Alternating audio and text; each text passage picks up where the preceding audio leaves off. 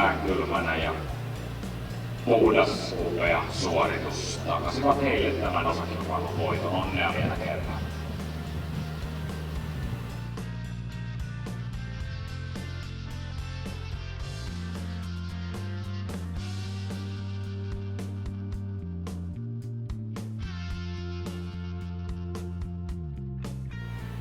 Sieltä 2 palkitaan Henna Kaaro ratsuna Aikon.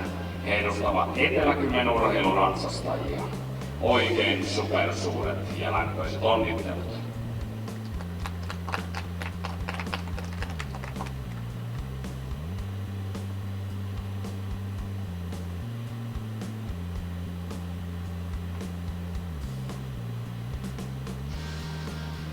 Sieltä 3 palkitaan niin ikään Sanna Backlund. Täältä sieltä ratsulla Eskada edelleen, seuraava heillä Hattel Riders. Tämä oli tupla onnistuminen Sannalle. Oikein paljon onnea. Sieltä 4 palkitaan Ville Kultas ratsulla Konsepti ja Ville Konsepti edustavat Tampereen ratsastusseuraa. Paljon onnea. Ville ratsasti hienosti Konseptilla tämän toisen kierroksen puhtaasti.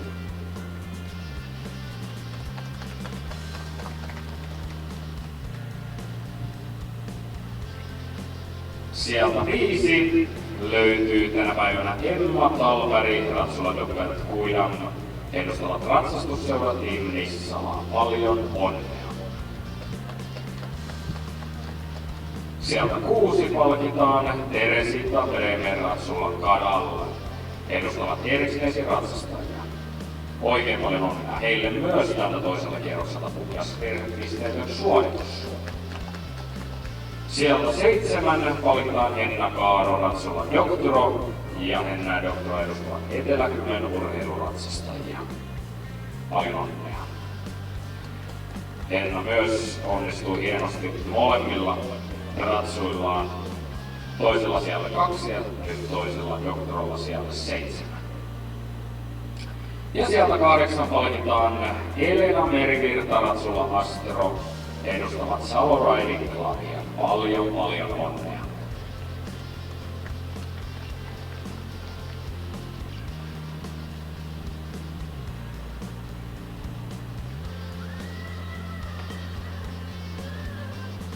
Kiitos teille arvon palkintojen jakajat. Supersuuret onnittelut luokka voittajalle, osakilpailun voittajalle Sanna Backlund.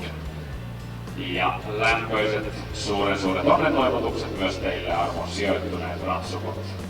Tehkää hyvin, tehkää riemukas, voitokas, kunniakierros oikeaan olkaa hyvä!